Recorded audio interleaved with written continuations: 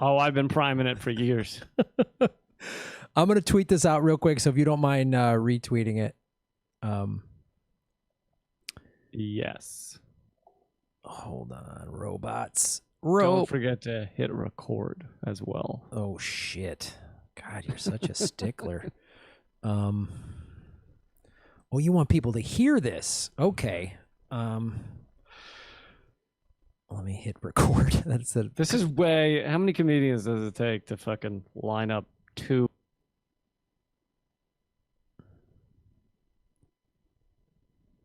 All right. Are you there? Did I lose you? Hold on. Ah, shit.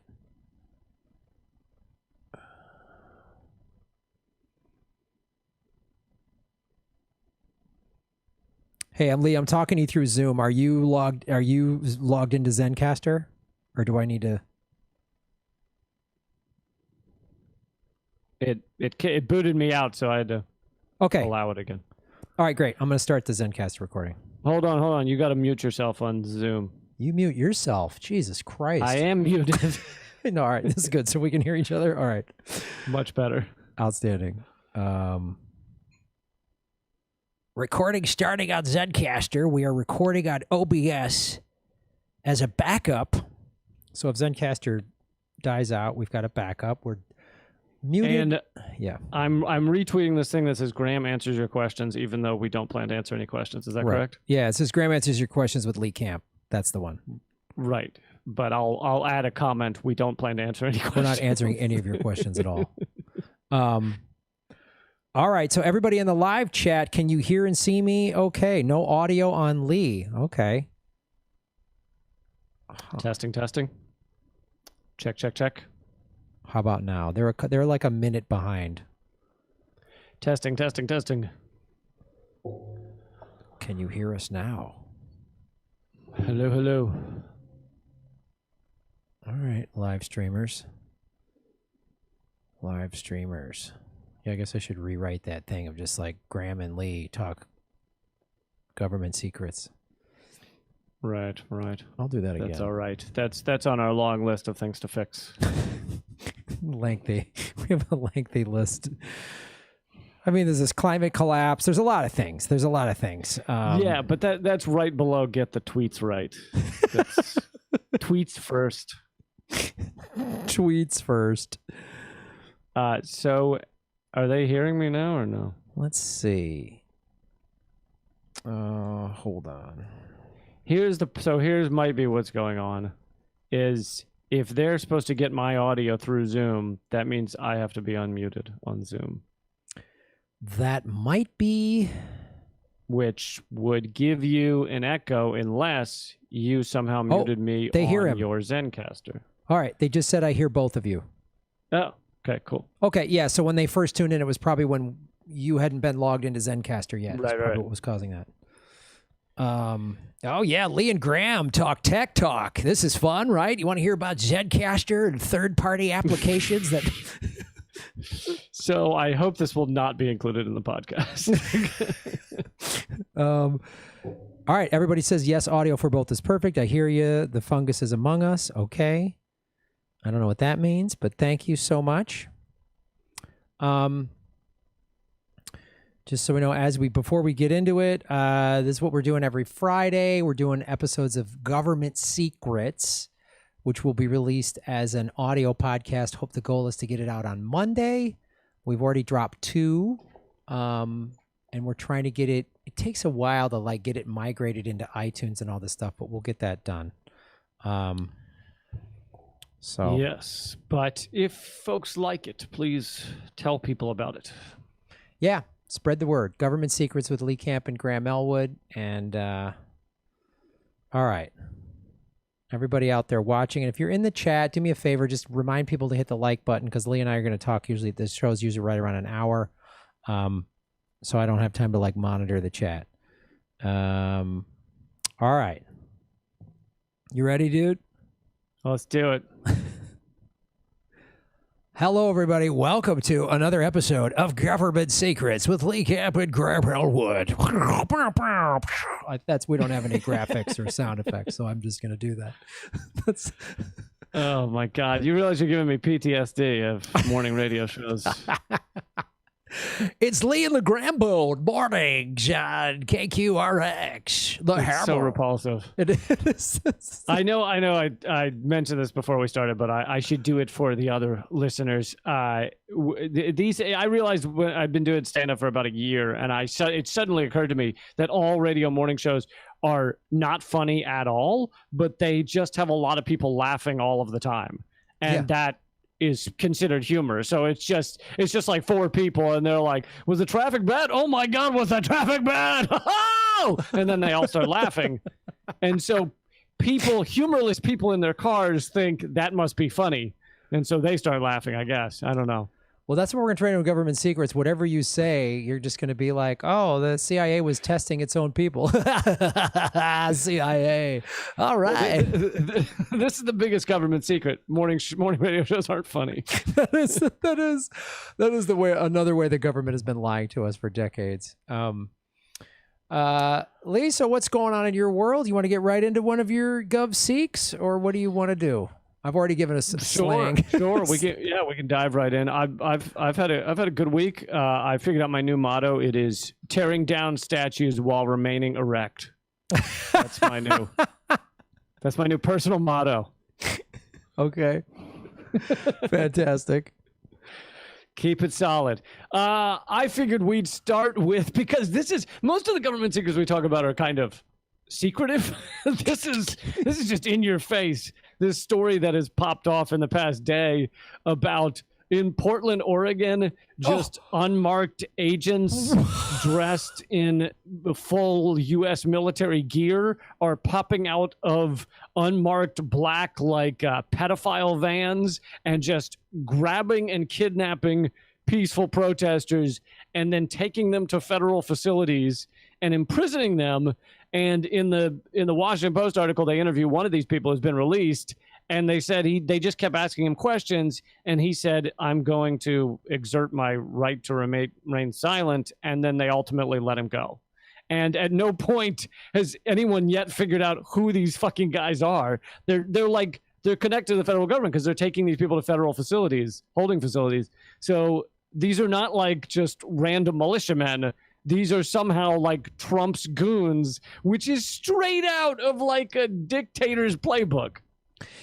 This is, I obviously, I wanted to talk about this too, because it is like, does everyone see, like, this is like Pinochet did this? Like, I mean, right. Everybody just did this. They just sent squads out to just snatch people up, man. Like, this is, I mean, I remember hearing in Kuwait, because we protected the Kuwaitis in the first Gulf War, when 9/11 happened, there were some people like celebrating in Kuwait City, and some vans just pulled up, snatched them up. That was it, because they're like, hey man, we pay America $500 million a year to guard our oil, so that talk is over. And this is now happening in Portland. And I've read too that the mayor of Portland is like, hey, we don't want your federal troops anymore. We got this. And Trump's like, no, Portland's out of control. We got to send these guys in there in these weird vans. Like, well, some suspect it's like a test run to see what the Trump administration get away with. And also people are suspecting this may have to do with Eric Prince, the renowned Blackwater, infamous Blackwater creator, who's also the brother of Betsy DeVos. I mean, God, how were they fucking abused when they were kids? I mean, what kind of crazy shit went down in that household, where you end up with two ridiculously rich people who are like, but yeah, we have all the money we could ever want, but we want to devote ourselves. How about you devote yourself to destroying education, and I'll devote myself to just randomly creating black ops that murder people in Iraq. And, that'll somehow fill the void in our soul.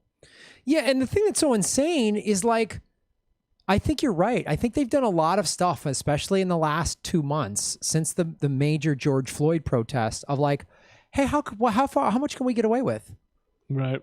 And I think honestly that first week of protesting, the week that, he was murdered on a Monday, and then the protests in Minneapolis and then LA started on Wednesday, and then it kind of, cascaded throughout every major city in America. That week, they just obviously doubled down on police brutality to see like, all right, we'll see how soft these kids are. And a lot of these millennials and Gen Z that were at these protests, they were like, we're coming back tomorrow. We're coming back for more.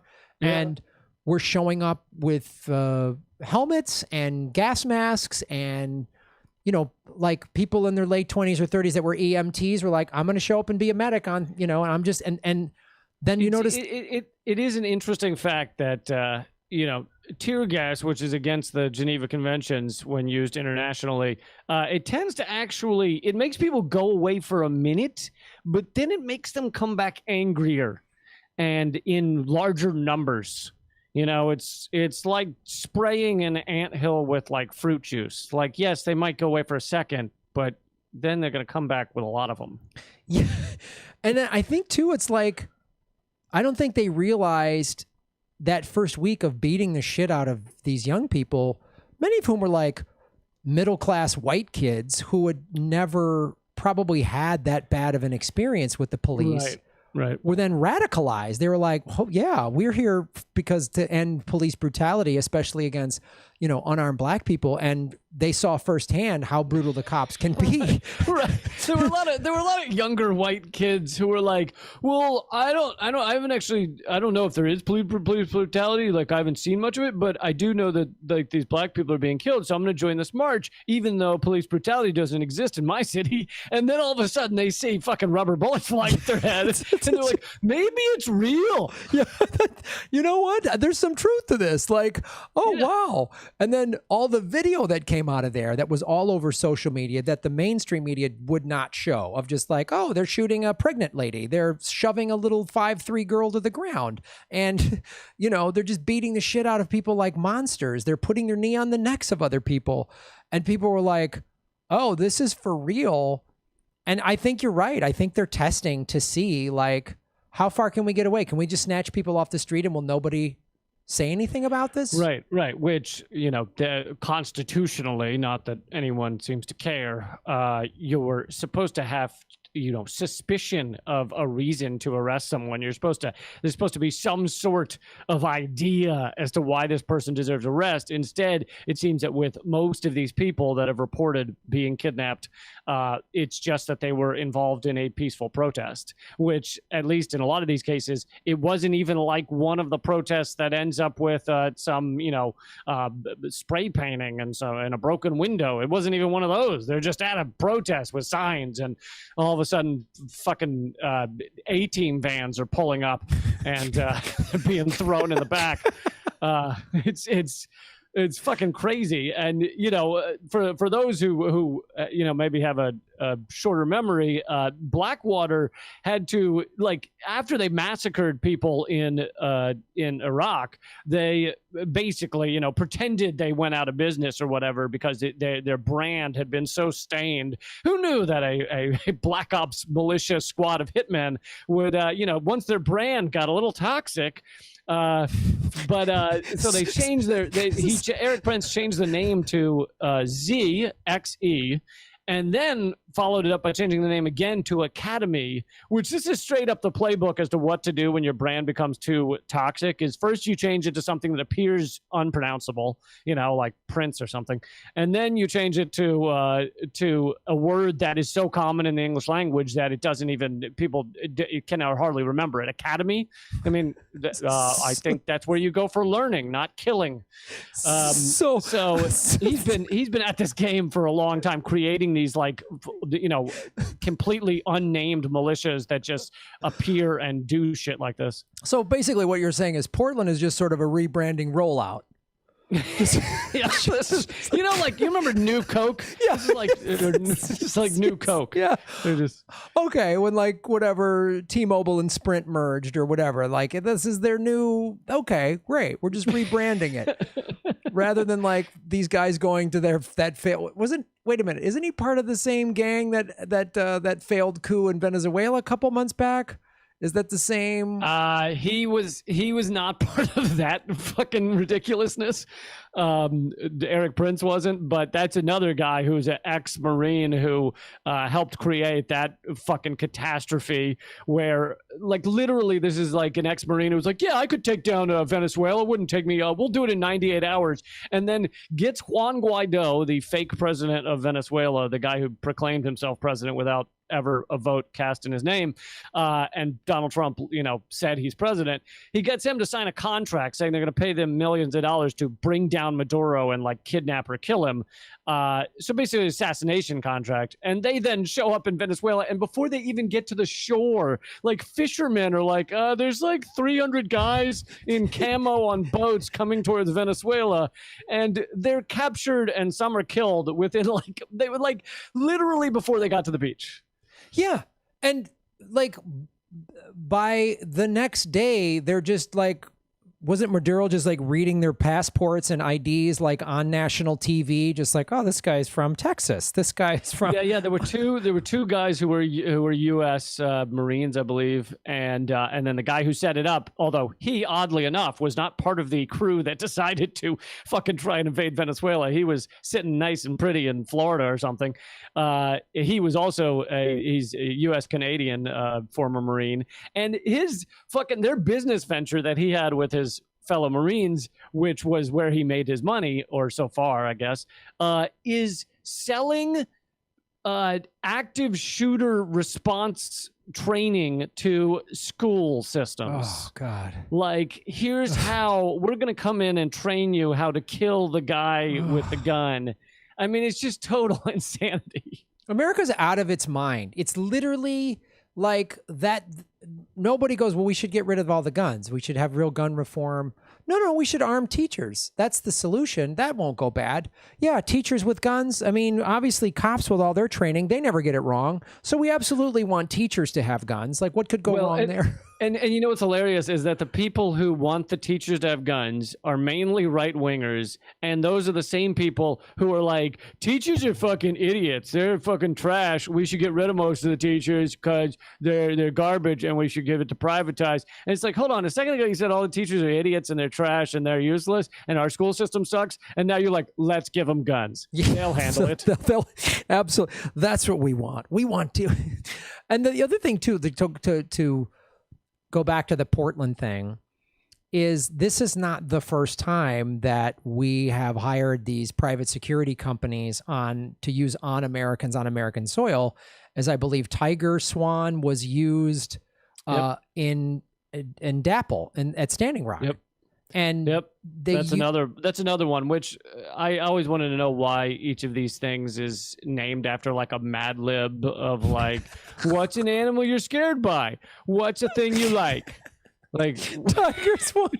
they're all like alligator falafel or like black water, like falafel. fucking poison cake, ice cream knife, just like. Yeah, and so this is, and of course, what we love to do here on Government Secrets is like follow the breadcrumbs back to this, and remember the Patriot Act, everybody? Remember this will keep you safe. We're going to keep infringing upon your rights, and George Bush did it, and then when Obama kept it going, no liberals had a problem with it. Well, here it is. Now vans can just show up in Portland and just go, hey, you want to keep it weird? Van, what? I didn't, but you shut it, and you're in a van and gone. And so this is, if anybody thinks. Yeah, you're right. It's gone through multiple presidents. There was no effort from Obama and them to ever, get rid of the Patriot Act. Chris Hedges, and I think it was with Chomsky, but it was definitely Hedges, took Obama to court over the portion of the Patriot Act that says they can arrest and indefinitely detain like journalists and American citizens without a trial or charges for fucking ever. And ultimately they won. Hedges and the others won at first, and then they lost the final ruling or whatever because the Obama administration basically started freaking out that, oh my God, we have to let go of all these people because we have no charges against them. I mean, most of the people in Guantanamo don't have charges against them and have had multiple courts say that they should be released, and they just aren't released. And speaking of this, just one more thing. It just happened in the past couple of weeks. I can't remember his name. I can look it up in a second. But there's a guy now. He's an American citizen. Apparently, I never met him. Apparently, he used to do comedy in New York City. He used to be a comedian in New York City. He became a journalist, he claims, in Syria, but he's really like Al-Qaeda's journalist. Like, he does a lot of, Right. Max Blumenthal and Ben Norton have covered it. He does a lot of like fawning stuff for Al-Qaeda. And anyway, he found out he was on the kill list, the U.S. kill list, because drone bombs kept landing on like trucks he was supposed to be in, or like near him, buildings that were like where his business was, whatever. So he finds out he's on the U.S. kill list. He then goes to court in the U.S. saying, "Can I please get off your kill list?" And just like not yesterday, but like a few days ago, the appeals court decided, no, you can't actually bring that to trial or get off the kill list, because to bring it to trial or to continue this pursuit in the courts would reveal U.S. national security. So therefore, sorry, enjoy the kill list. That's their game. We need these laws to keep you safe. And national security. Anytime, anything. I mean, this is what they've used with Chelsea Manning and collateral damage and WikiLeaks. National security. There's no link, obviously, to any of those things being threats to national security. They just, it literally, it's like the mob just, going, "Oh, what are you doing?" Just like a schoolyard bully, just like, "Oh, why are you riding my bike?" "This is my bike." "Not anymore, punk." Like, they just like. Right. And then you're like, "That guy's, you're stealing my bike." And he's like, "National security." And he just yells it in your face. Yeah. "Stop supporting terrorism." Really? With a huffy? Shut up. Just like, right. So the guy's name is Bilal Abdul Karim, and even if and Max Blumenthal is a great journalist, but assuming he's correct, even if this guy is doing kind of propaganda for Al Qaeda, that still doesn't mean that American citizens should be on the fucking kill list. I mean, there shouldn't be a kill list at all to begin with. But even if there is, like fucking, and Obama was the first to assassinate American citizens overseas, which is, it's crazy. Isn't that how he got his Nobel Peace Prize? Well, yeah, I don't know. I think it was a different killing that they gave him the. Oh, okay. One of my favorite facts about Obama is that while he was president, we bombed, and I think it was more than once, we bombed Doctors Without Borders, which means President Obama was, as far as I could tell, the first Nobel Peace Prize winner to bomb a fellow Nobel Peace Prize winner. Oh, that's what we need. A little more, maybe some type of UFC Nobel Peace Prize cage match, and just see like a pay-per-view event, who's going to be tougher. Because I think that's why you get a Nobel Peace Prize, is because you like kicking ass and taking names. I hear Doctors Without Borders are pretty vicious. That's their whole, well, they got this hippie socialist doctor thing running around without any borders, so they're lawless and, trying to, we want to help people. Oh, shut it. Shut your mouths. It's, America isn't, and I don't think Americans really realize how we are in a police state. This pandemic has showed we are a failed state, and they want to keep believing that that we still have these laws and there's checks and balances, and it's just like there's unmarked government guys just snatching people off the streets. Like, if you heard about that in another country, you'd be like, "Oh God, it's collapsing in real time. You need to get out of there." And Americans are like, "Yeah, but we should open the malls." Like, yeah, and the right wingers in this country are like, "Well, those are the good kind of unmarked vans grabbing people off the streets, so I'm cool with it." Yeah, and it's that same thing of like, if the right wingers are like, "Good, get those hippie protesters off the street." Okay, friend, you're going to start calling out the government at some point. I mean, you did when you weren't allowed to get a haircut for 2 months, so they might snatch you up, friend. Be careful. Right. They're like, "I stand for freedom, the freedom to not wear a mask. And also, yes, vans should kidnap you. I'm cool with that too." Yeah. come say, oh, the ATF wants to come get your guns. Never out of my cold dead hand. But you can snatch up those hippies. That's you can throw them into a van and take them to Gitmo and waterboard them till dawn. Speaking of masks, I could move on to another topic, COVID related. Yes. Topic number 2 on Government Secrets, episode 3. Can we just have a button that does that? Do you have to? Yeah, that's the button. Just tell me when you want me to do it, and I'll just hit topic number 4. By the way, if anyone likes this podcast, you think it's good, and you want to see it keep going, do not tell anyone about it. All right, it's a secret. Yes, it is that we want this podcast. And I'm Graham. I hope no one can hear this. I'm trying the reverse psychology. I'm hoping it'll work. It's good, buddy. You're using some CIA shit, like whatever you do. From the CIA. Don't promote this. Whatever you do, don't promote this. Unmarked vans are good, or whatever. That's I do the same thing when I'm in bed. I'm like, I am terrible right now. I'm doing a terrible job. This is not good for you. It works. It works like a charm. You hate this. You're sick of my body, right? Chicks dig that. What's that smell?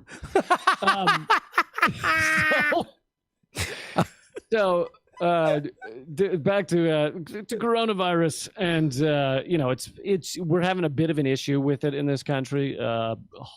Over 100,000 dead, and we're setting records. So at least we got America #1 going in that regard. Yeah, now we're talking. Attaboy. For the number of people coming down with coronavirus, and I wrote a column about this. It's also going to be on Redacted tonight. That airs tonight. But it's about the drug that they've been, touting as the miracle drug, remdesivir. Now, the not so new story is that Gilead, the big pharma company that owns remdesivir, is profiteering from it. They announced they were going to charge $3,000 for a treatment. $3,000 to get a 5-day treatment of remdesivir. But beyond that, here's the government secret part of it. That part's not really a secret. It came out a couple of weeks ago. People were furious that it's going to cost that much. But here's the government secret portion of this. We created remdesivir, you and me. Okay, we spent over $70 million in government grants. The testing was done by federal scientists. On every level, trials and things, this was created by you and me. And now I don't even know how the system works, but Gilead owns it, and they charge us $3,000, and they tell us we're getting off easy. They're like, "Oh, that's a fucking low price. We're hardly charging you anything to save your life," and it's horseshit. This should cost almost nothing. But here's government secret number 2 of this: is that there are more powerful, and none of these are a silver bullet. These are just treatments. They help people get better a little quicker. But there is a more powerful 3-drug cocktail, and I'm not going to say the names because I can't even pronounce them, but it works better, according to the trials they've done, than remdesivir, but no one's talking about it. It gets almost no coverage. This is according to both The Intercept and LA Times. It's getting almost no coverage because it's 3 generic drugs that are patent-free, so they cost almost nothing, so Big Pharma doesn't make billions. Oh, first of all, 3-drug cocktail. I saw them at Coachella 2 years ago. Fantastic. They were fantastic. See, I need a 3-drug cocktail to enjoy Coachella, so it's a little different for me. But this is, in the one hand, it's shocking, but on the other hand, it isn't. I mean, the pharmaceutical companies are out of control. First of all, the drug should be free or nothing. Like you said, taxpayer money was $70 million in taxpayer money paid for this research, right? So that's our money. And so it should be next to nothing, or $5 or something. It should be like under $20 at most, if not full on free. I know if it's completely free, it's harder for Nancy Pelosi to buy a 4th ice cream fridge, and that's an issue we really need to take into consideration. But it just shows you, like, part of me, it goes, when I read this story, and I think I talked about it on Political Vigilante, I was like, I'm not mad in a sense that I'm like, you know what? Let's just keep doing this, guys, because people are going to be like, so now that COVID is spiking, all these red states and states, red and blue, that opened too soon, California opened too soon, we're all closing back down. The numbers are spiking. We're predicted to have anywhere from $200,000 to $400,000 deaths. We thought we were going to level off about 100,000. No. We're number one, as you said, USA. And part of me is like, all right, you know what? Charge everybody $3,000 and make the generic ones unavailable. Let's charge everybody $3,000 because you know what? That's what it's going to take. Maybe that's when the like red state, Second Amendment, people will finally realize they're getting screwed too. That all the 99, we're all getting screwed. The corporate media is pushing a race war so hard because they don't want people united. I'm not trying to downplay the severe racism that's in this country, and there's white nationalists, there's scary shit happening, there's black men being lynched. I'm not trying to downplay that, but the corporate media is so constantly talking about there's race issues and race problems, like it's black versus white, which is not the case, as we've talked about. At every protest I've been at, since George Floyd was murdered, it's been everybody. And in white areas, it's mostly white people protesting for this. I've talked to black friends of mine, like, I've never seen this many white people at a Black Lives Matter protest in my life. And so the ruling class is like, oh shit, they're uniting. We got to divide them. We got to divide them and distract them, because that's the thing. Like, if America, when they're charged $3,000 for this thing, like, hey guys, we can open everything back up. Here's a treatment so you won't die. Anybody that has severe symptoms, instead of being hooked up to a respirator, whatever, take this medication. You might be laid up at home for a week or two, but you'll be fine afterwards. But oh, by the way, it's $3,000. Yes, we told you can't work for 4 months. Yes, you're behind on your rent. Yes, insurance is not free. Yes, you have student loan debt, and we're going to throw $3,000 on top of it. And oh, by the way, we just stopped your unemployment. I'm like, okay, guess the ruling class is so arrogant and so pompous. And that's in a way, that's for the lucky people that get to pay the $3,000 to have any kind of treatment for COVID-19. I mean, a lot of the poorer people, and these are often people of color, it's just like they don't get any treatment for COVID-19. It's just like, oh, you're going to die. So, because they're at the most understaffed hospitals, the hospitals that are most financially strapped. And that's part of why you're seeing that people of color, poorer people, are more likely to die from this right now, because we now live in a world where the rich have a completely different society. They have better hospitals, better doctors. They can get to better hospitals if they need to take a fucking helicopter. They can get out of the way of climate change. If their neighborhood is on fire or is flooding, they go to their other house or their other house or their other house or, oh yeah, that other house. So we're increasingly living in completely different worlds. Yeah. And it's they're so tone deaf and out of touch. I mean, like, Betsy DeVos has 10 yachts. Like, the Secretary of Education having one yacht is offensive. She's 10 times as offensive as a one yacht having Secretary of Education. Like, and they have no. I think I told you before that it's a sign of your wealth. For wealthy people, you really only look wealthy to the other wealthy people if you have single-use yachts. Yeah, well, we've talked about that before. We need more single-use yachts. I mean, using a yacht more than once is offensive to me. It's just... I mean, it's garish. It is garish, and you're just a garbage person if you're going to use the same yacht twice. I mean, literally, you are... That's why you see those piles of yachts that have just been disposed of, just out on the beach, where they're like, ugh, gross, why would you? They're just floating in the ocean like candy wrappers, which is what's so great.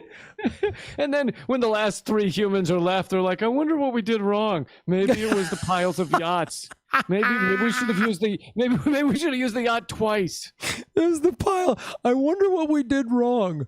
I mean, this is just, I'm sure so they're so out of touch. Like, so recently at one of, and I believe he owns 4 homes, Jeff Bezos, he bought a $150 million home in Los Angeles. Yeah, but hold on. You're using the word home very euphemistically, all right? He owns 4 small cities he calls homes. Yes. He has rooms he's never going to go in that are bigger than both of our apartments combined.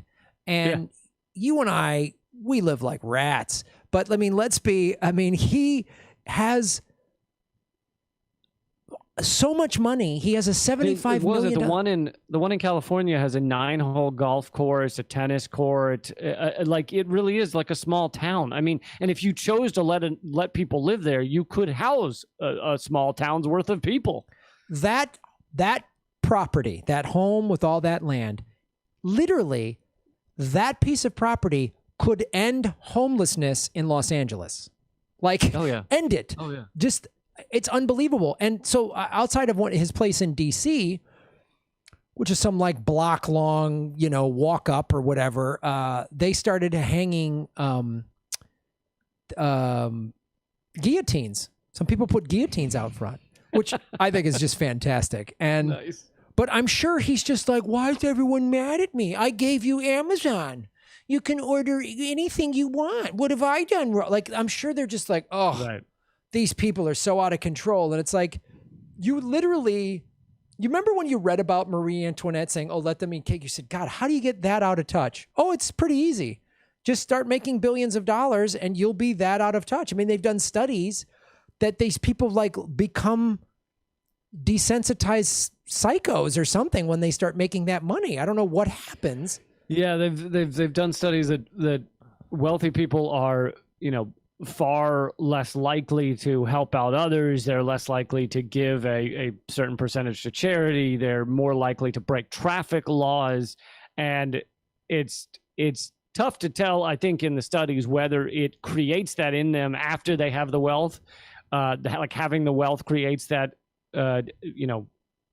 unempathetic type of personality, or whether they got the wealth because they behave that way. I think a lot of it has to do with the latter, because it's like Bezos's brilliance, if you want to call it that, which I wouldn't, is that he realized that in shipping things to people, you can't make the trucks drive any faster because they'll get speeding tickets.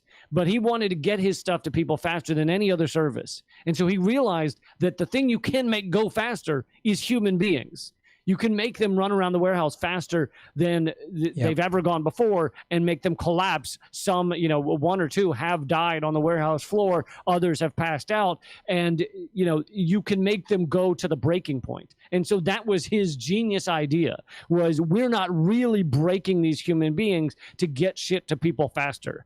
And it obviously made him the most wealthy man in the world. I agree. I think it is the latter. I think there's one thing to be like, I want to work hard and be successful. And then there's another thing of like, I'll do whatever it takes. I don't care whatever it takes. It's like in show business, like, you and I both wanted to be successful when we got in. If you would talk to us as young comedians, I'd like to get my own sitcom or do movies or whatever. But that just like, I'll drink virgin's blood to get there. Absolutely. I'm in. Like, no, we're not willing to do that. Like, and you see it again and again, like the people that succeed the most in a lot of these industries are willing to just, treat others like shit and step on others. And those who aren't willing to do that get, you'll find a kind of glass ceiling where you're going to be the one being stepped on. It's kind of inevitable. Like, you have to be just soulless and heartless to get that kind of success. So anyone that makes that much money had that in them.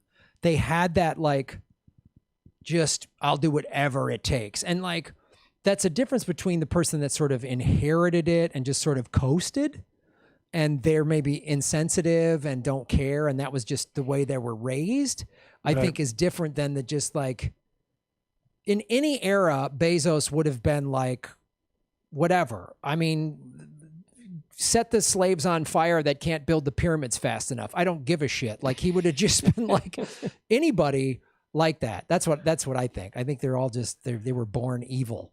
Like, I mean, he would have looked like Lex Luthor no matter what era it would happen. Like he would have looked like a supervillain because no he matter is when one. it was. Yes, he's always been a supervillain. That's who he always was going to be. Like, had Hitler been born today, he would be running Amazon. Like, whatever. You got to figure that like a little kid Bezos was reading comic books and saw Lex Luthor and was like, that guy kind of has it made. Yeah. Like every other kid is like, I want to be Superman. He's like, wait, who's this? Who's this bald creepazoid over in the corner? He seems to be doing pretty well. Yeah. He's got a nice jacket on. Exactly. Like when Jeffrey Dahmer was like having, setting roadkill on fire as a child or whatever. Jeff Bezos was like, I want to be Lex Luthor. Like, how come you don't want to be the good guy? I want to be like, I'm sure when like Return of the Jedi came out, he was like, oh, Emperor Palpatine. I'm buying that doll immediately. Just like, I can't wait. You kind of figure that Jeff Bezos as a kid was just upset he wasn't bald yet. Yeah, he probably came home one day and just shaved his head. And they were like, I just have to Jeffrey, get there. Yeah. what are you doing? I need to become a supervillain. Jeffrey, don't you want to be a cowboy for Halloween? No, they're not evil. Like, Jeffrey, like that's who he was. Well, tying into that type of personality, since you and I talked about where we want to do current stuff and then maybe pick one or two from back in the day. And I need to step off real quick to get this book to read this reference, but I'll be right back with government secrets. You mean I have to entertain the people alone? Do something. Take your shirt off. Oh, dear God. Right now I'm like Garth in Wayne's World. Wayne. All right, folks, now that Graham's gone, we can finally talk about him. All right, what's up with this? With his t-shirts, what's going on there? Like, why can't he dress up for the podcast? That's what I want to know. Why can't he put on a little show, put on a little monocle, top hat? I don't do much, but it's not, it's not t-shirt. I did comb my hair for this. I didn't comb my hair, but I'm just saying, I think he should step it up better than I have, is what I'm saying. You're saying my t-shirt isn't good enough? I should wear a collared shirt? I comb my hair. I just want a bow tie with the t-shirt is what I want. Oh, all right. That I can do. Yeah. I can absolutely do a bow tie with the t-shirt. Which seems like a strippergram or something. Yes. That's Government Secrets also does strippergram services. That's how we're going to monetize this show. Is Lee and Graham when things really get rough, we'll be like, we give you government secrets and strippergrams. Yeah, that's just when we're like, folks, go to our Patreon page for the Government Secrets strippergram tier. So, government secrets. It's very revealing. All right, now that we have the catchphrase. As long as we have a catchphrase, we got to do it. That's the rule. We need more catchphrases. Now it's government secrets segment number 3. So I started reading because a fan sent it to me, A People's History of the United States by Howard Zinn, which is fun, light reading. It is like a romance novel. It is an excellent book, but not one of the lighter ones. You should, you do like a chapter of Harry Potter, chapter of People's History. Yeah, you got it. This isn't a sit and just bang it out book. This is a like, oh, I need to read, Hello Kitty envelopes.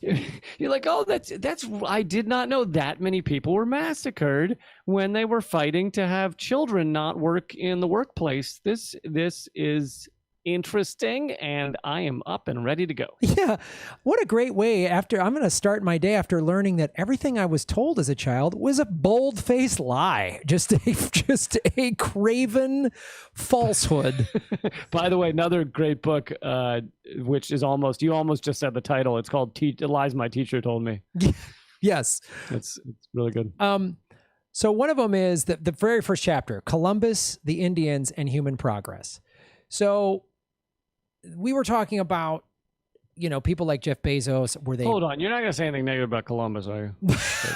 You're making me nervous. You're gonna knock down my hero here. After reading the first page of this book, I'm like, we need to find every Columbus statue ever even thought, like drawings of Columbus statues, and set them on fire. Dude, I know, it blew my mind too. The difference with Columbus and a lot of these guys is it's his own fucking journals that Yes. talk about like, yeah, they didn't bring me enough gold, so I chopped off their noses and hands and shit.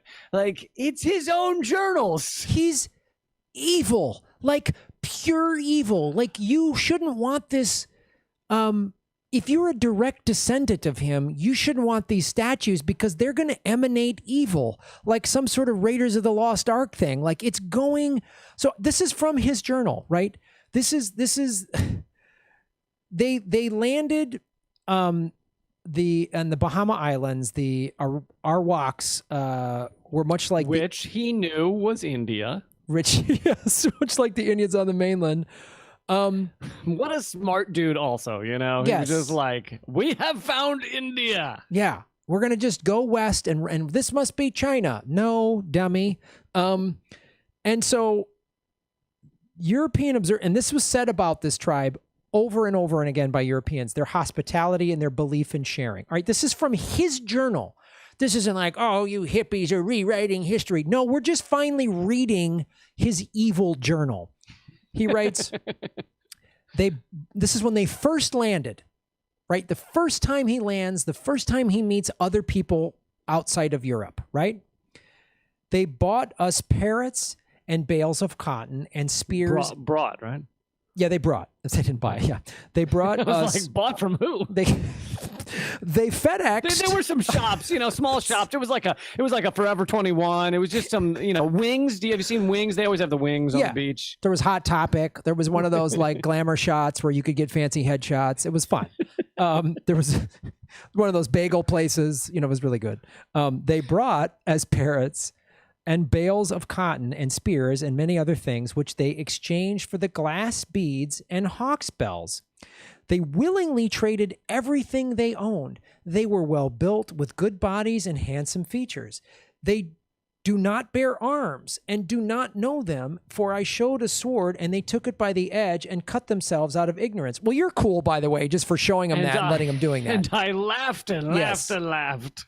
Hey, when someone like, you've never seen a gun? Oh, look down the barrel and squeeze the trigger and a surprise will happen. Like, they have no iron. Their spears are made of cane. They would make fine servants. With 50 men, we could subjugate them all and make them do whatever we want. So let me see if I got this correct, Kris. Incredible. You meet these people that are nothing but kind and generous and will share with you everything they want. They see strangers on a boat outside their harbor. They don't act in fear. They don't attack you. They come with presence and joy. And the first thing you think is, man, I could rule these people in a heartbeat. You're evil. And your statue needs to be turned into chalk, right? That is colored and let kids paint messages of hope on the sidewalk. That's what needs to happen. Like, and this is the first fucking page, man. And you go further into this, and it's just like, yeah. Yeah. And his whole purpose was to get like gold. Caligula's book of happy times. Yeah. It's really, it's really not pretty.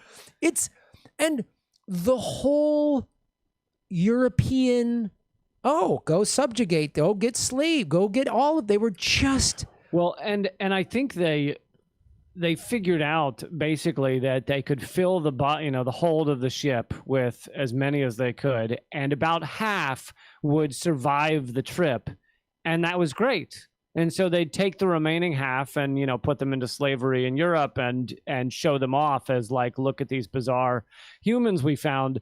But it was like they just knew half were going to die in the trip, not to mention the torture of whatever 3 months, was it 3 months in the hold of a ship? I don't know what it was, but months.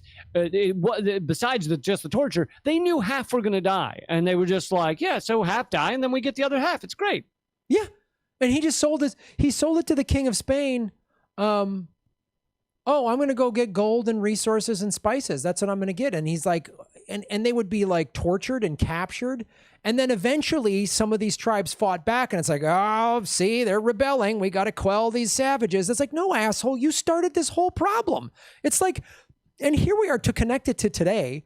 It's like, we're having an anti-police brutality peaceful protest. So what do the cops do? Show up in riot gear, automatic weapons, and ready to go. They want to start a fight. And then the news always says, well, they started it. No, fuck sticks. You did, and you've been starting this shit since 1492 in this country.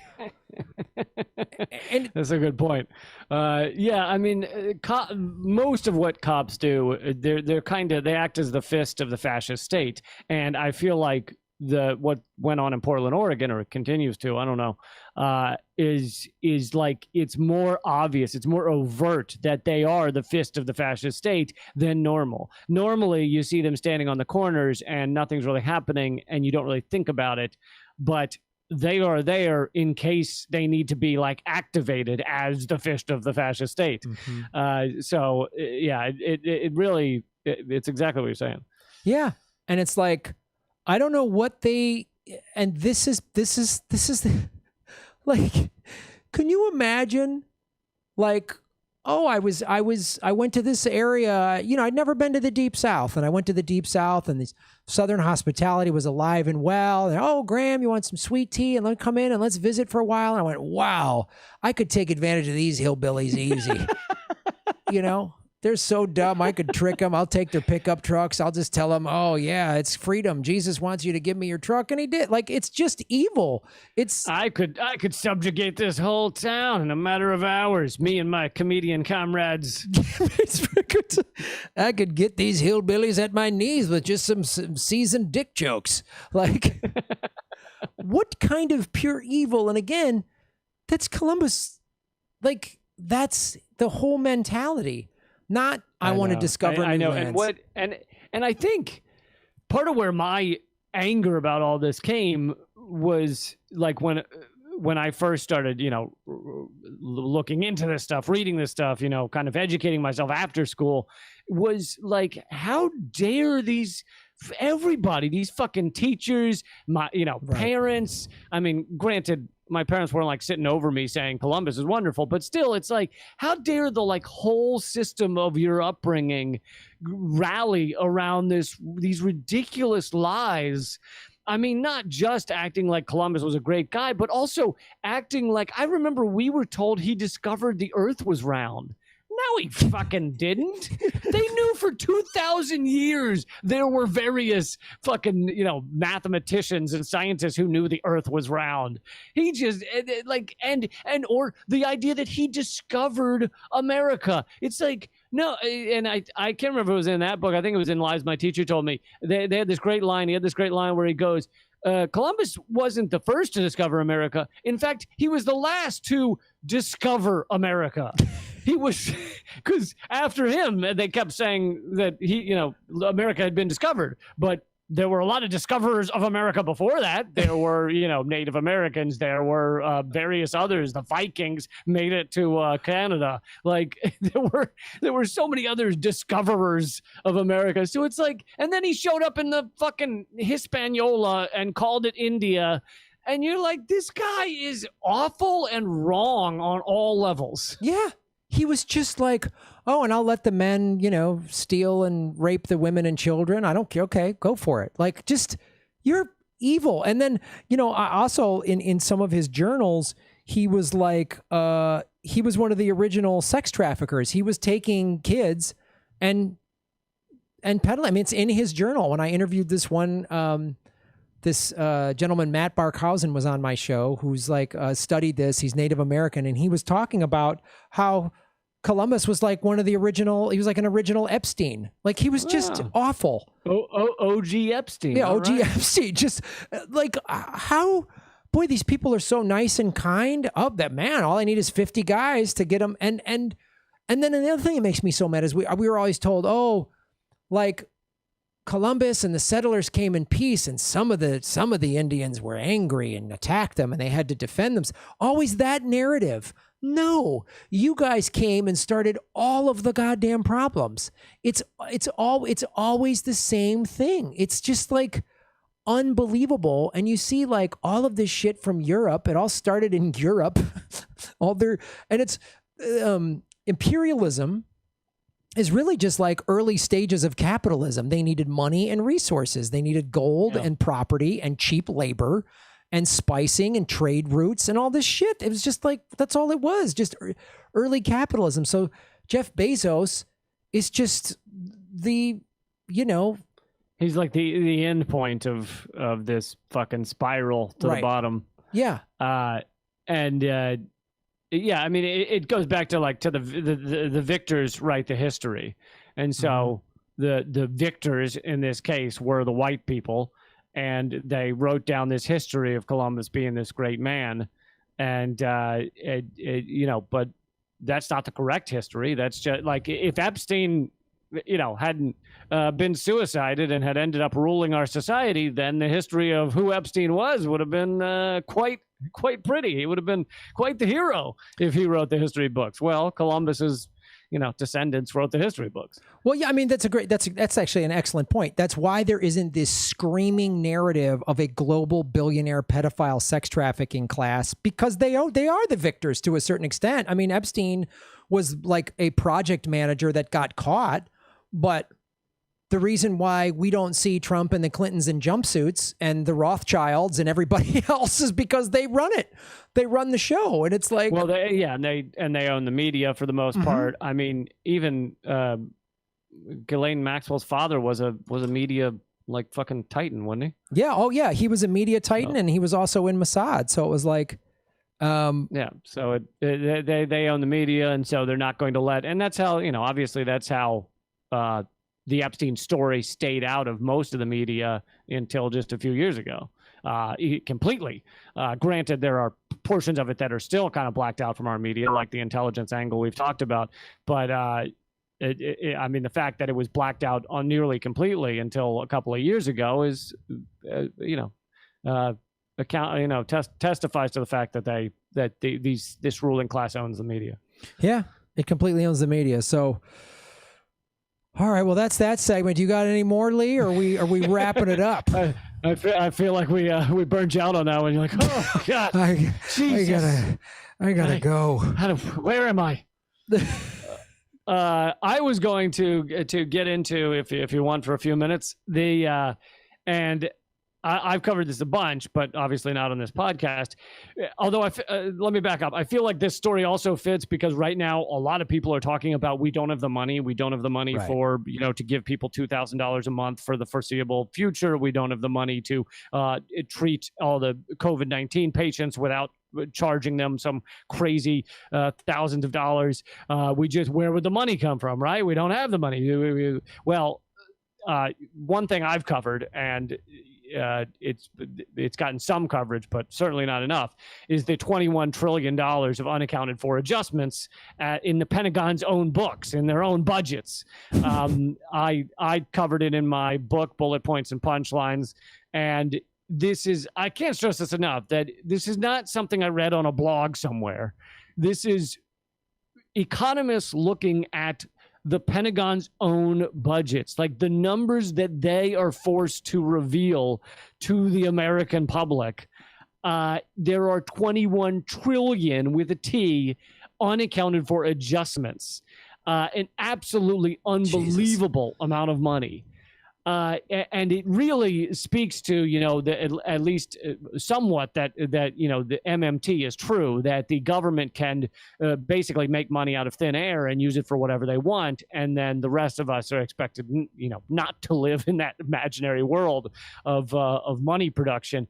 But you know, some people have tried to, like, the only congressperson I've ever heard mention this is Ocasio-Cortez. Tweeted it once about the 21 trillion unaccounted for adjustments, and she was mercilessly attacked by you know, the New York Times and Vox and some of these others, and they said, no, there's not $21 trillion missing. And they said, oh, it's just adjustments, that's just because generals aren't good at keeping their books. And you're like, no, fucking assholes, it's not just adjustments. That $21 trillion, that'd be like saying that, you know, I had sex with 100,000 hairless aardvarks because I wasn't watching where I was walking. Like, after one or two, it's a pattern. And it means something. And well, there's a lot of hairless aardvark forests out there, Lee, and I get it. You know, you take the wrong path. You put on the right music, and they come running. Listen, well, what happens in the middle of a desert stays in the desert. Hey, man. But there are pallets of money that have gone missing. The Guardian covered back in 2004 how I believe it was 12 or 13 billion dollars of saran wrapped cash on pallets. We're talking tons of money. This is not amount of money that you could put in your van and drive off with. This is jumbo jets filled with saran wrapped hundreds and $1,000 bills disappeared, and we don't know where it went. Like, that's the amount of money we're talking about just floating around the Pentagon, and it just disappears. You don't know where it goes. It goes into a black hole, and people are getting insanely rich off it. It goes to weapons contractors. It goes to all kinds of people, but it fucking ain't going to us. It ain't going to the people. And you could have that money. You could do everything we wanted in this country, fix our infrastructure, give everybody health care, fix our public education. It could all be done for the amounts of money that just drift into the Pentagon and are never seen again. Well, to be fair, 21 trillion. Look, that you could have left that in like an old jacket or underneath the seat. You know what I mean? Like, it's not. I mean, it's probably under their car. A jacket the size of Wisconsin. Yeah, a jacket the size of Wisconsin. Absolutely, Lee. We all have jackets the size of Wisconsin that happen to just have 21 trillion. Maybe there's 5 trillion in one jacket, and then you have a jacket the size of Colorado, and that's got another 9 trillion. And you just don't wear these jackets that often. No, it's somebody shake Colorado, see if there's any change in there. Look. Just check the cushions in the Pentagon break room. I mean, they're probably under there. I mean, you think about that.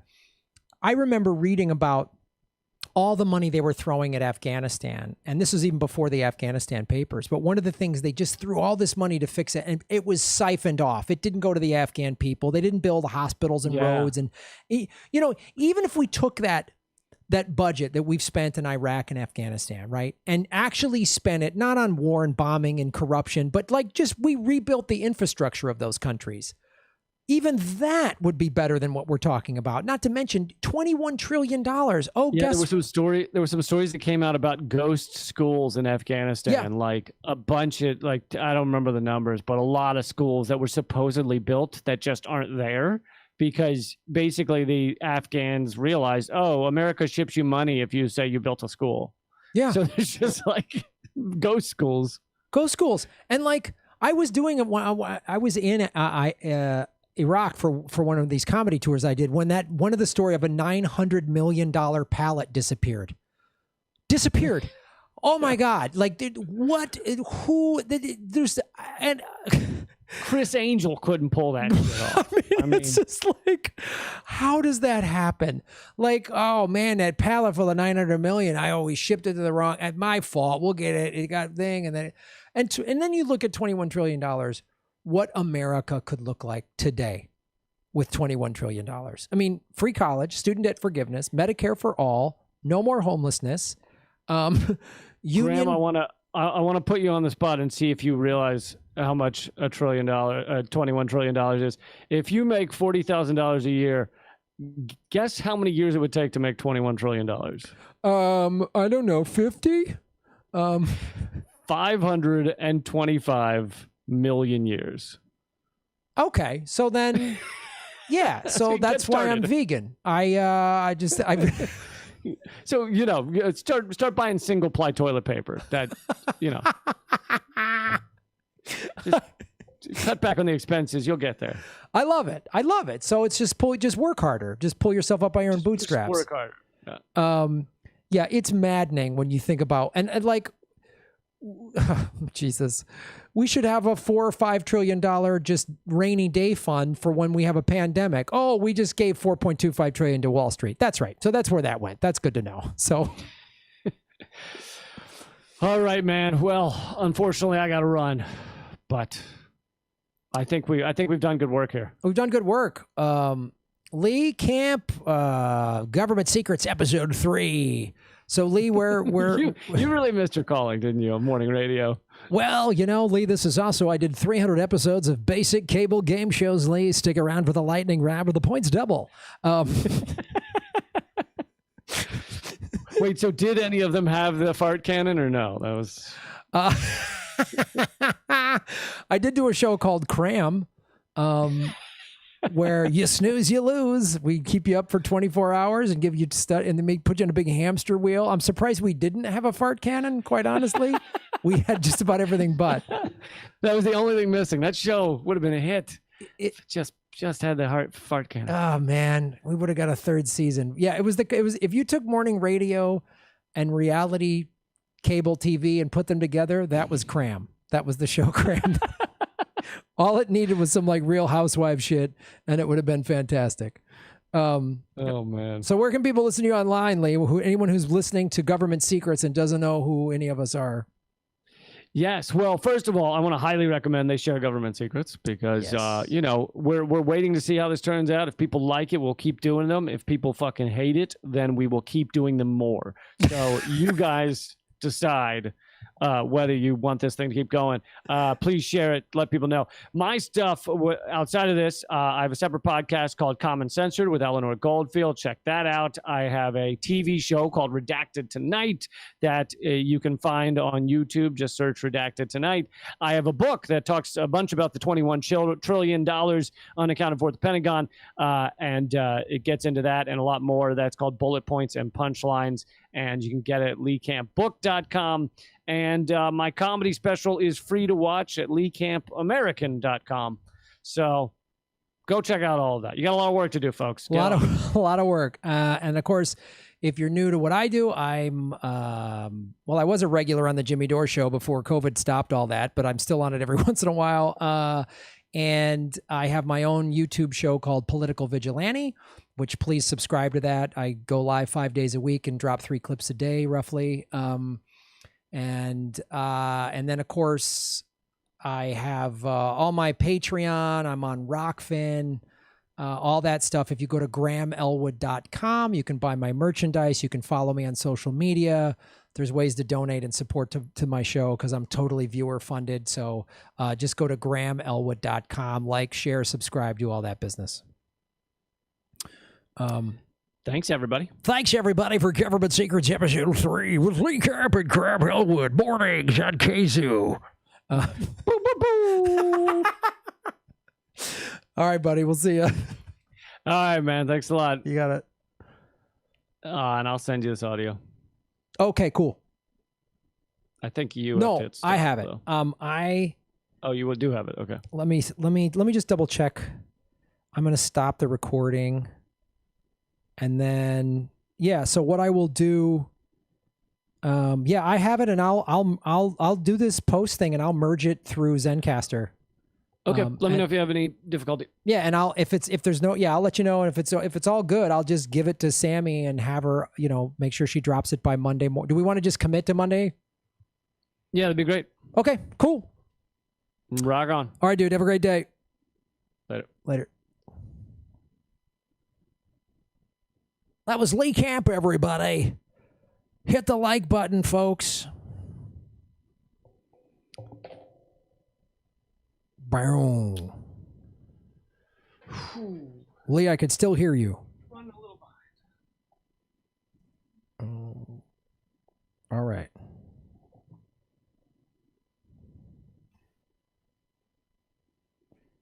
All right. Hey, everybody. Welcome to the Political Vigilante. Hit the like button, ladies and gentlemen. 462 watching, 235 likes. Hit the like button. Hit the like button, and also support the show at the super chat icon, that dollar icon. If you hit that, I will answer your questions. There's a bunch of super chats here that I will answer. Good to see everybody on the chat. Boom.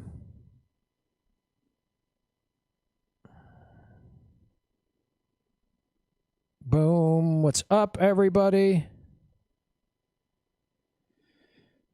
So what I do, Lee's a great guy. It's great doing the show. It's good stuff. All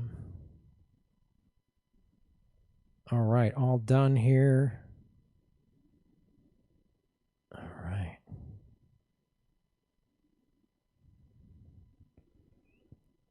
All right. Everything's uploading. We're trying this new thing called Zencastr. that records his audio on his end and my audio on my end. Because when we were pulling the audio off of OBS, his sounded compressed, even though he's using a really good microphone and all that stuff. So Zencaster, I'm just learning about. If you ever do a podcast with anybody that lives in a different location, check that out, ladies and gentlemen. Hit the like button. What's up? YouTube might be suppressing the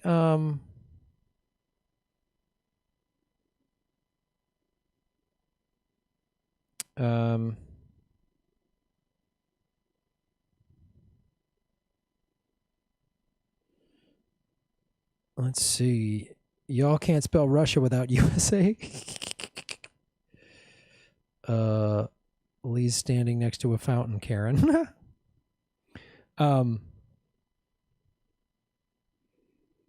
Boom, boom. All right. Let me answer some super chats, ladies and gentlemen. I got to go in about a half hour, just so everybody knows, because I got a phone meeting at 6 o'clock by time.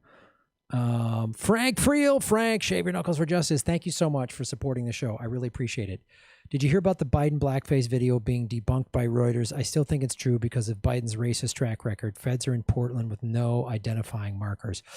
Yeah, so obviously Lee and I talked about the feds in Portland, but I have not heard of course it wouldn't surprise me about Biden. And of course they're going to try to debunk it. That's the Democratic machine. That's the Clintons. That's Biden. They need him propped up in there with his dementia, so he'll do whatever they say. And it wouldn't surprise me if he did that. But look at his voting. I mean, yeah, you're right. His voting record is so obvious. So it's like, yeah. And then we got secret police pulling people into unmarked vans, which is just insane. Oh, yeah, I think it is true. I agree with you, Frank. Thanks for supporting the show. Owen Johnson, what's up? John Zone. Shave your knuckles, Owen. Lee Camp plus Graham Elwood Vigilante team up equals classic. So here's what I'm doing with this is the third time now we've done government secrets. We're trying to do it every Friday at 4 o'clock Pacific, 7 o'clock Eastern. So we're going to release the whole 1 hour audio as an audio podcast. That'll drop Monday. I'm going to take those 4 segments we did and drop those as individual video clips on Political Vigilante, and Lee Camp's going to drop it himself too. And then probably Monday as well, or Tuesday, I'll drop the whole hour government secrets conversation as its own video on YouTube, on my YouTube channel, the one you're watching. And then what I've had to do with the live stream is, because YouTube keeps messing with me financially, as soon as the YouTube live stream is done, usually maybe an hour or so after, I put the whole stream available for Patreon at the $10 a month level. So you get all of the backdated live streams, all of them on top to bottom, unedited, so you can check that out. So hit the like button, ladies and gentlemen. Hit the like button. R.D. Peterson, Shave Your Knuckles for Justice. Good work, gentlemen. Thank you. I love doing that show with Lee. It was his idea. I had him on the show a couple of times last month, and he called me one day. He was like, dude, we riff really well together, and I love the idea of government secrets, and we're trying to, the plan, I think, is we've only done, 3 episodes now, is like, let's do, because last week I did one about MK Ultra. We'll do some sort of historical one and then more current ones. So we're going to keep doing that.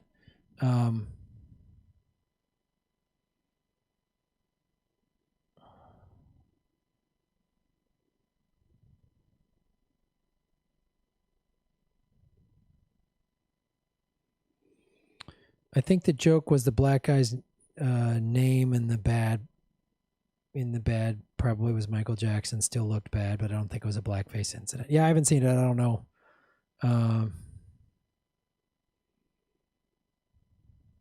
Wasn't the military. It was Blackwater in Portland. Yeah, almost assuredly it was some private.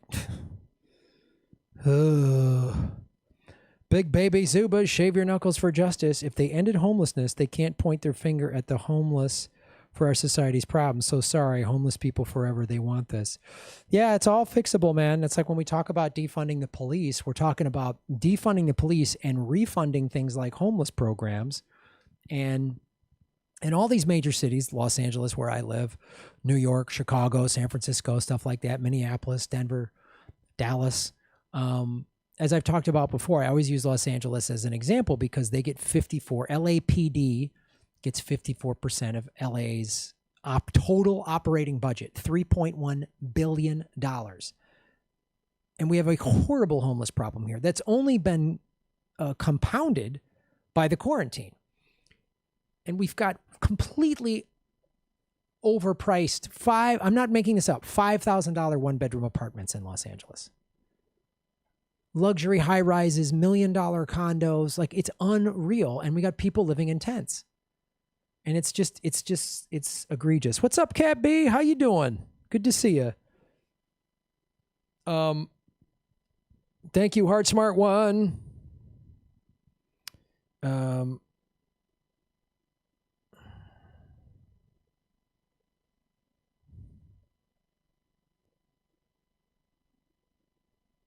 Wesley Wills, Graham's stream is usually 2 to 2.5 hours long. Just tonight, he's got a meeting. Yeah, I usually do about 2. You know, tonight will be about an hour and a half, hour 40 minutes on the low end.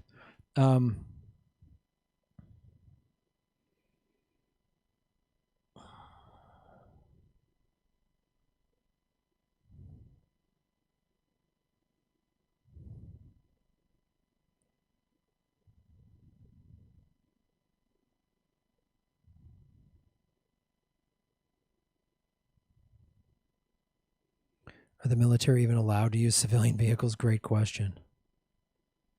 Great question. Collapse of our empire has been outsourced. You got that right. Oh. Hit the like button, ladies and gentlemen.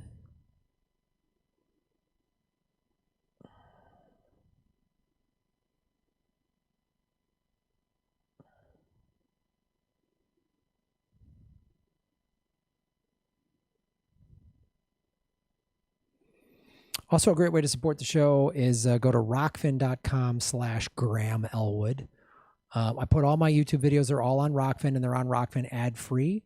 And then if you want to, you can, for $10 a month, you get access to premium. And that $10 a month gets you everybody's free or premium content on Rockfin. Me, Ron Placone, Convo Couch, Nico House, Kim Iverson, and Jimmy Dore is now on there.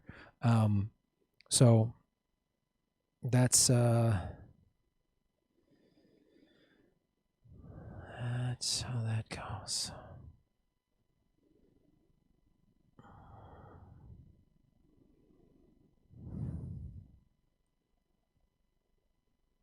$289 likes, 384 people. Let's get the likes up to 380, kids. Let's do it. Hit the like button.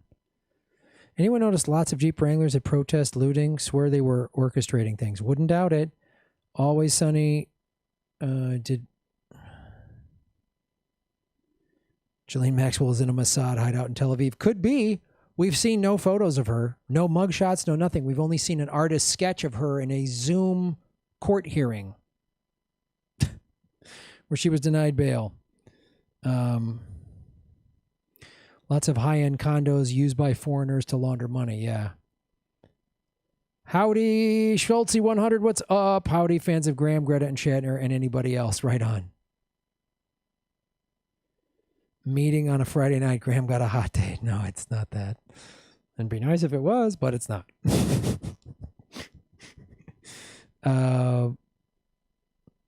Tisha, I want to read your super chat, but it's like hidden. YouTube does this dumb thing where the last one I can't see. So I'm waiting for another one to push it up.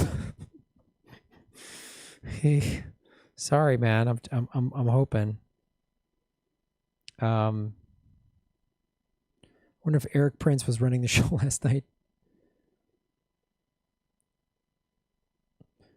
From news last week, Maxwell was in Paris before capture. How she got to the U.S. Yeah, exactly. Yeah, Maxwell's trial not until July of 2021. The whole thing seems like a sham. Doesn't it? Doesn't it, though? Doesn't it seem like a weird little scam? We haven't seen her face. Their trial's a year from now. Interesting. Kim Iverson said she has a source who states Jolene is in fact in prison. All right. Victory Jan, you're right. We need more likes. Hit the like button. Graham, tell people the name of Zin's book again. Yes. This book is like required reading if you're going to, wake up and pay attention. It's critical. A People's History of the United States by Howard Zinn. And I forget, one of you sent this to me, and thank you so much. There's a quote by Noam Chomsky on the back. It's very thick. It's required reading if you're going to be woke up, if you're going to be a progressive, if you're going to if you just want the truth, whatever you call yourself, libertarian, conservative, liberal, whatever, you got to read this. Because you see how we've all been lied to and propagandized. 100%. Like completely. Completely. Thank you, Truth to Tweet, for pointing that out. Hitting the like button, join me. Thank you, Derek. A year to assassinate her. Yeah, you got that right. There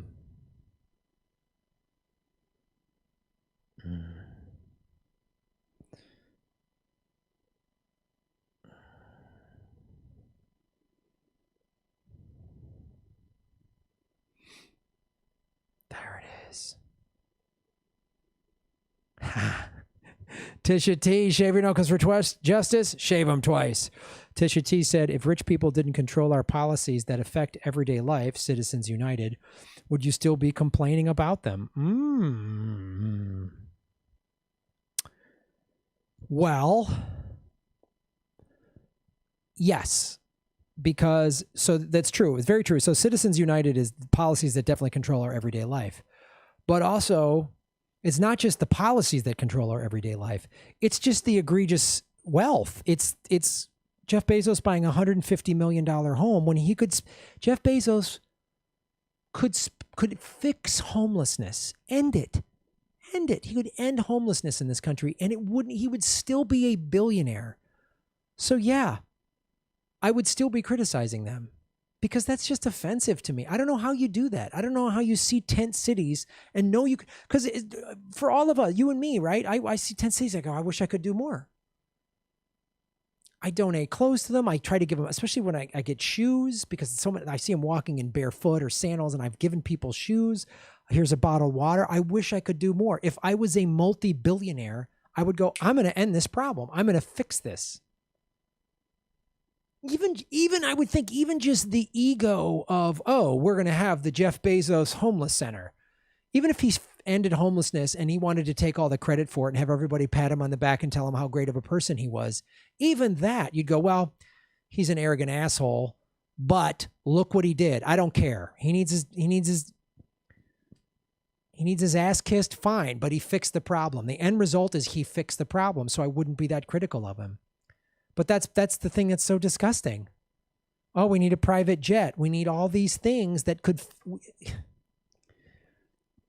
He could end homelessness. He could pay all of his employees union wages with great benefits, give them huge hazard pay during this pandemic, which would infuse more money into the economy, which would allow more people to buy Amazon, by the way. End homelessness, do all this, give everybody free college. I mean, he could do... And he would still be a billionaire. It's just so offensive. Graham,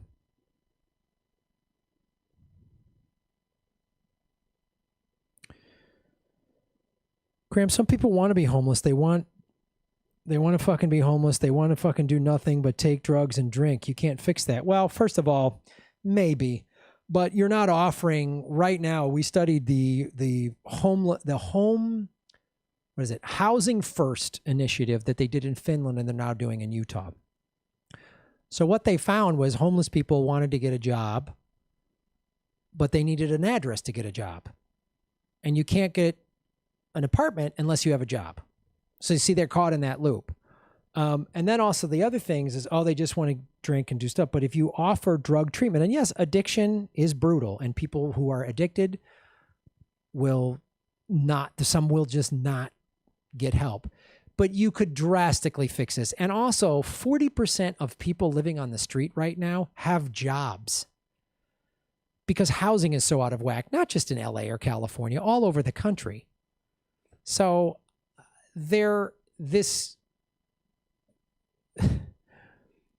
if you gave people all these, put them in housing and gave them food and clothing, and then had in the housing facility drug treatment, job training, mental health screenings, all health care, all this stuff. They did that in Finland. 4 out of 5 people got out of that cycle. 1 out of 5 didn't. Sure. The thing you're saying, some people, yeah, but it would be a small percentage. So we have roughly 500,000 homeless people in America, and that was a statistic before the pandemic. It's probably bigger than that, but let's just use that number right now to talk about what you're talking about. Right? 500,000 people became homeless. And let's use that same number that Finland had, 4 out of 5. So let's say 400,000 people got out of homelessness. They got a home, they got a job, they got treatment, drug training, whatever their issue was. And okay, that means still 100,000 homeless people throughout the whole U.S. That's still a lot of people, but come on, 400,000 people's lives got better. That to me is worth it. And you know what they also discovered in Finland? It's cheaper. The Housing First program is cheaper. Yeah. You want to know why? Because again, let's go back to that 500,000 number. You know how much cities and states and governments have to spend when you have all this homeless? Police have to respond, fights, theft, drug use, all that stuff. So you get 80% of them off the street and back into society. Again, it's part of the thing I'm talking about when I talk about defunding the police. And most cops will tell you they don't want to deal with the homeless problem. So what if we got those people off the street, got them jobs and housing and all this stuff and back into society? They're paying taxes. They're productive members of society. And now we don't have to spend all this police revenue and ambulance and all this stuff, jails, all this stuff, all this other money doesn't have to be spent. It's another reason that if we took the money away from cops, cut their budgets, rather than giving them, rubber bullets and tear gas and all this stuff. And we got 80% of the homeless people off the streets and cops didn't even have to deal with it. And then we had homeless outreach for the 20% of the population that's still, like you say, they've got such a bad drug addiction or they're schizophrenic. They don't want to deal with it. But that tells you right now that 80% number that they came out of Finland tells you 80% of most homeless people would rather live on would never have a home. They would rather have dignity and compassion. And it also helps just from a purely selfish standpoint. It makes property values increase. It makes cities more desirable for businesses and people to move there. It's better it's just for the soul of this country, for the conscience, but even just from a dollars and cents point of view. The cities, the municipalities, the government save money by having less homeless people. And by it actually cheaper to give them housing and job training and all that stuff. Is cheaper than just this cycle of them on the street. So it's just across the board, man. It's better. Emma Beveridge, shave your knuckles for justice.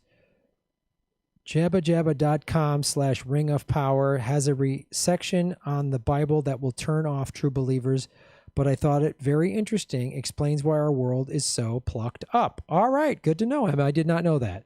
Jabbajabba.com/ring of power has a section on the Bible that will turn off true believers. Oh boy. Not surprising. Not surprising. 316.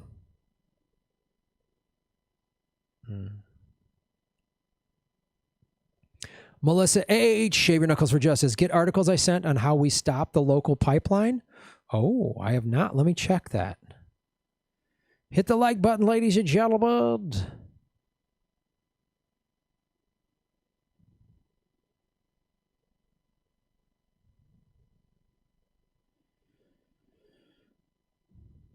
Creative Experiments. Boom. Shave your knuckles, Creative Experiments. Thank you for supporting the show.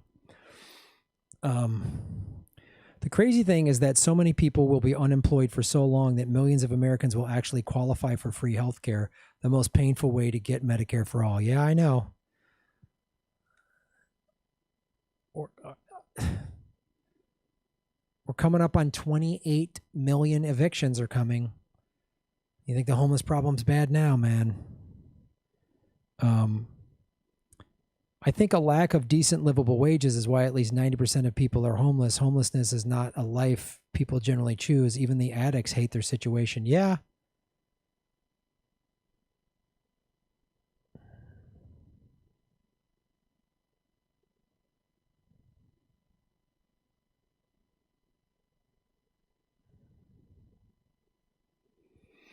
Money/capitalism is an idea manifested that gets all to comply to an order of hierarchy protected by law and contract.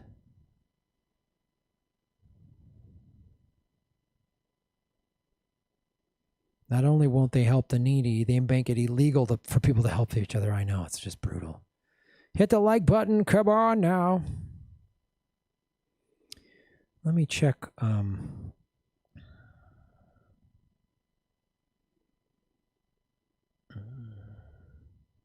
Oh boy, this is the... Let me see if I got that, Melissa. Melissa H. Hit the like button, ladies and gentlemen. I'll definitely go live Monday night. I might go live Sunday. I'm not sure.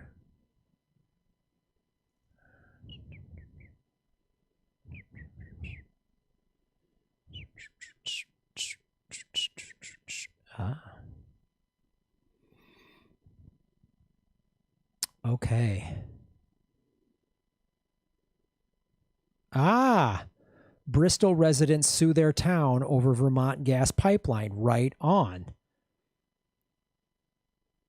I was one of the residents of Bristol who were the plaintiffs in the suit. When I received an email from one of the organizers that the pipeline would not happen, I was jumping up and down and screaming in my shop. Man, what a feeling. After many select board meetings, being the subject of insulting and lying posts on our public message board, protesting and going through this, shave your knuckles for justice. Fucking right on.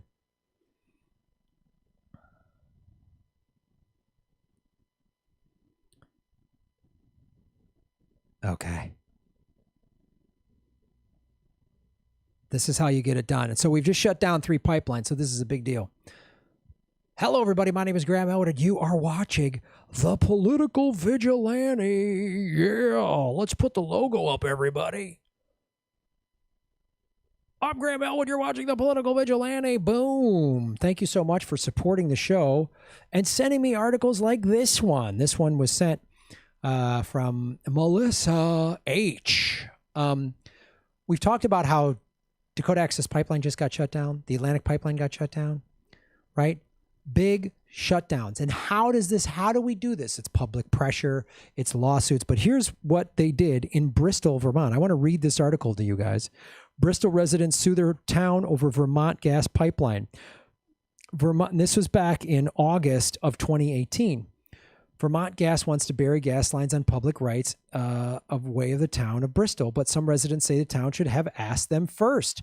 37 Bristol residents have now sued the town. Listen, folks, I'm talking. We all want Bernie, blah blah. We have progressive president. Yeah, that'd be great. But I keep saying this now, especially since Bernie bailed on us, and the squad and everybody is just acquiescing to the corporate Democrats. It's a local level. We're seeing changes with regards to defunding the police since the murder of George Floyd, Minneapolis, Seattle, right? We're seeing changes start to happen, right? We talked about, I did just an article, Asheville, North Carolina, their city council, they're passed 7-0 for reparations for African Americans. And now Providence, Rhode Island is thinking about doing the same thing. So I'm telling you, I know it's like, it's pipeline and reparations are 2 separate things. Yes and no. The way change is happening, I've said this a lot on this show, but now more than ever, it's on a local level. So I just want to read this. 37 Bristol residents have now sued the town. They say the select board failed to give voters a chance to weigh in before allowing Vermont Gas to construct gas distribution lines through their town property. Attorney James Dumont fired the lawsuit on behalf of the residents. He says state law is clear about a town's obligation to seek voter input when it wants to sell or convey property, including the use of public rights of way. He says the town has to schedule a vote on the issue, or it has to give voters a chance to force a vote through a petition. If that petition is filed within 5% of the voters' names on it, there must be a vote, and the results of the vote are binding. There's no doubt in my mind that if that notice had been provided by the select board, my clients would have had 5% of the voters sign a petition very quickly, and there would have been a vote. Wow. So this is big, and this is why that's important. That was in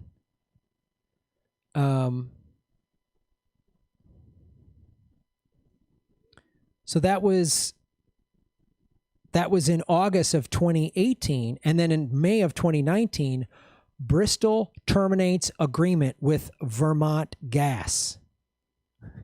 The state's sole natural gas utility will not be building distribution lines to provide service to Bristol residents in the near future.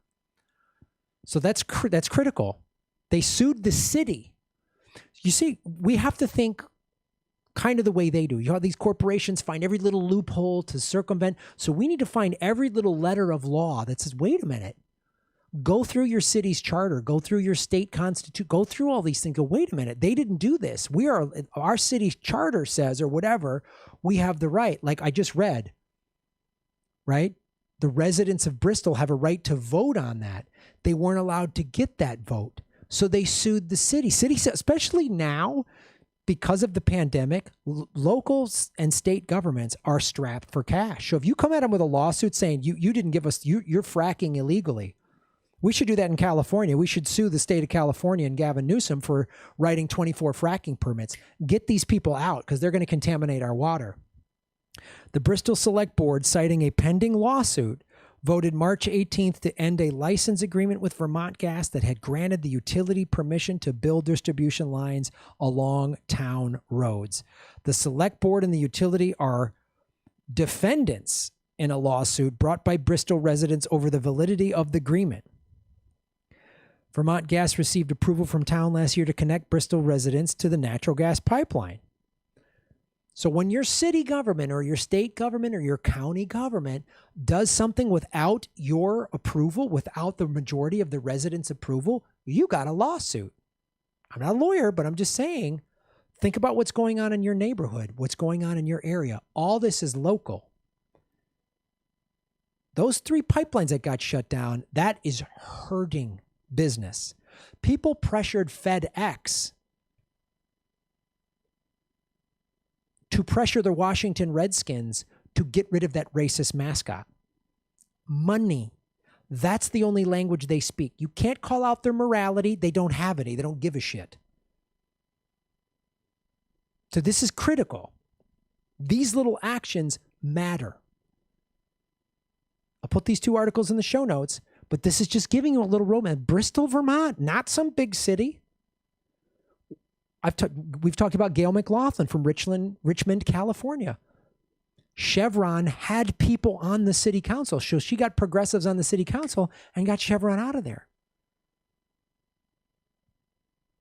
Run for your local city council or get behind a Democratic Socialist or an Open Socialist or a Green or a Movement for a People's Party person. Get those people. The Democrats, good luck.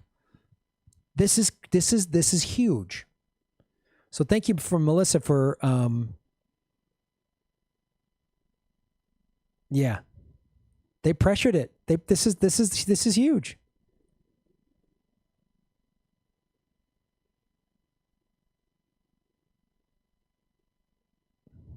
Now that the license agreement is void, the lawsuit will be dismissed. So they won. They won. And you can too. This is how you get it done. Thanks, Melissa, for sharing that with us. Thanks for watching the show. Shave your knuckles for justice. Boom, you're making Gotham great again.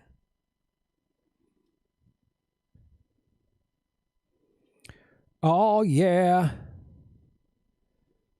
Granny Petrol is Material Girl. You got it.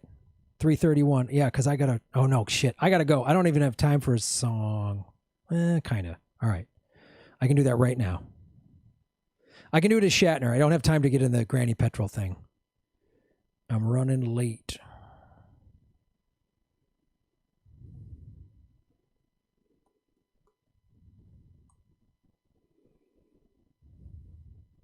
Hit the like button. Thank you, everybody.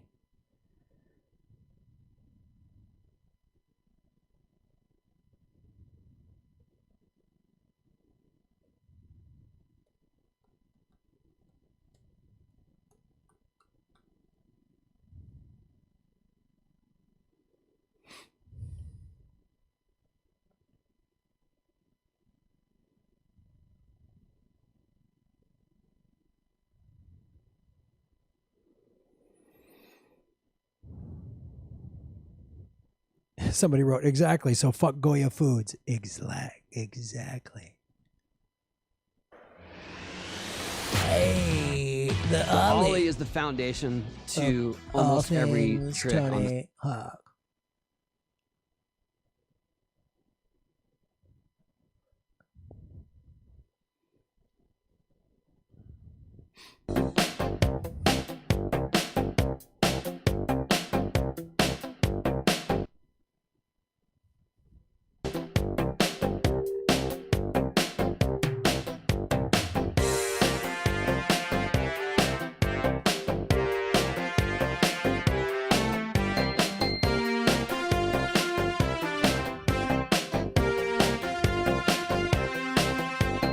Some boys kiss me, some boys hug me. I think they're okay. If they don't give me proper credit, I just walk away. They can beg and they can plead. They can't see the light. That's right. 'Cause the boy with the cold hard cash is always Mr. Right. 'Cause we're living in a material world, and I am a material girl. I know that I'm living in a material world, and I am a material girl. Ooh, open up a hailing frequency. Tell the criminals. Some boys romance, some boys slow dance. That's all right with me. If they can't raise my interest, then I have to let them be. Some boys try, some boys lie, but I don't let them play. Only boys that save their pennies make my rainy day. Because we're living in a material world, and I'm a material girl. You know, we're living spot in a material world, and I'm beaming down as a material girl.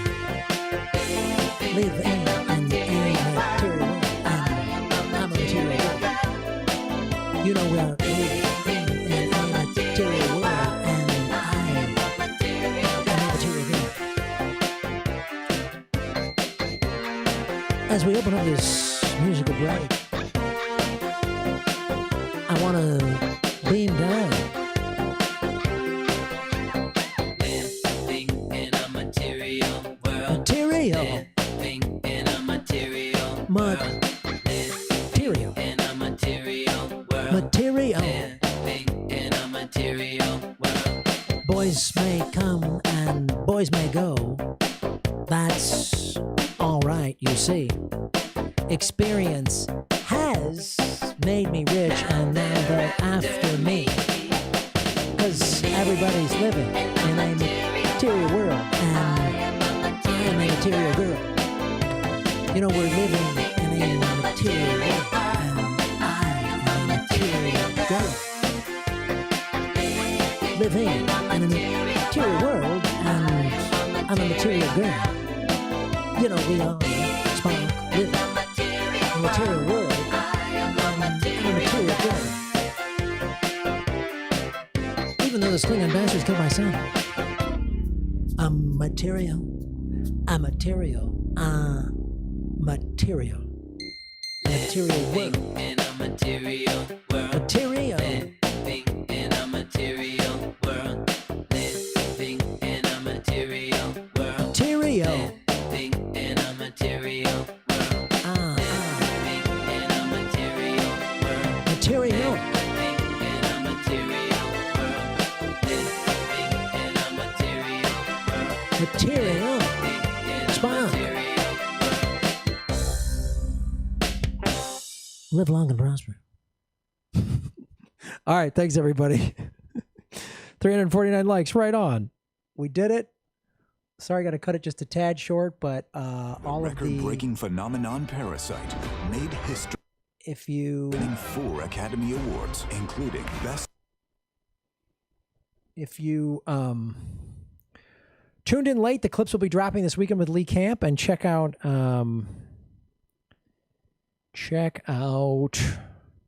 Government Secrets and spread the word on that. Super fun. Who is Graham impersonating William Shatner? I know it's not very great. It's not it's Shatner karaoke. That's right, Truth to Tweet. Captain Kirk. Thank you so much.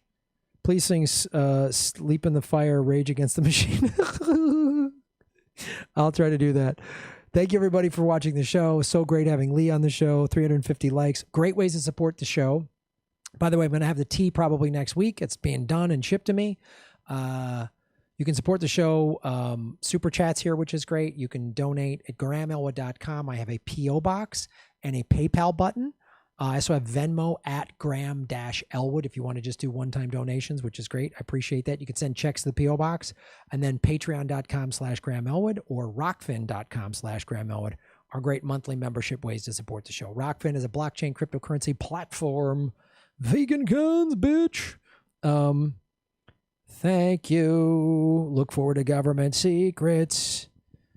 Remember, you're all making Gotham great again. Shave your knuckles for justice. I really love these. It's cool. It's great having Leon. I appreciate all the discussions and stuff we have. I really dig this. Have a great weekend, folks. Definitely will go live Monday. I'm on the fence about Sunday. I'm not sure yet. But have a great weekend. Shave your knuckles for justice.